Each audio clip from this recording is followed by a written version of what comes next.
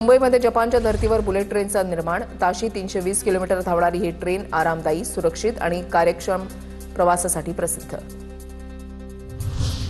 Rain नीरचे बाटलीबंद पाणी आजपासून ₹1 स्वस्त. 15 रुपयांच्या ऐवजी 14 रुपये, तर 500 मिलीलीटर बाटलीसाठी 10 रुपयांच्या ऐवजी 9 रुपये मोजावे लागणार.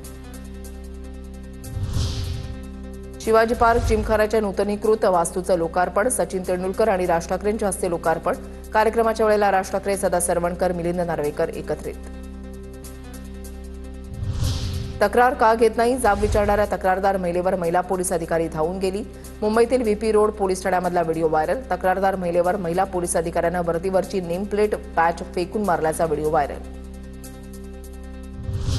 मुंबईसह राज्यामधील ॲप आधारित टॅक्सी सेवा पुरवणाऱ्या कंपनीकडून उद्यापासून राज्य सरकारनं निश्चित केलेल्या दराप्रमाणे भाडे आकारणी करण्यात येणार.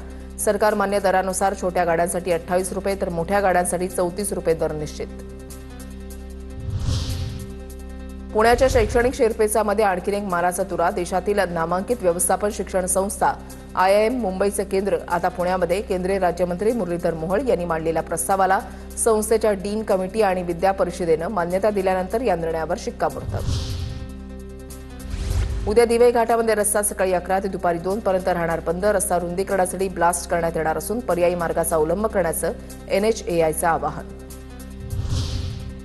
सप्टेंबरच्या चौथ्या आठवड्यामध्ये पुणे जिल्ह्यातील 4 धरणं 100% भरली. खडकवासला, पानशेत, वरसगाव आणि टेमघरमध्ये 100% पाणीसाठा. पुणे जिल्ह्यातील धरण पाणलोट क्षेत्रामध्ये समाधानकारक पाऊस. पुण्यामध्ये श्वानांच्या लसीकरणावर विरोध. वारंवार हल्ले होत असताना सुद्धा श्वानांना ताब्यात घेताना काही श्वानप्रेमी आणि स्वयंसेवी संस्थांकडून विरोध. रेबीज मुक्त मोहिमेमध्ये महापालिकेची दमछाक. पोलिसांची घ्यावी लागते मदत.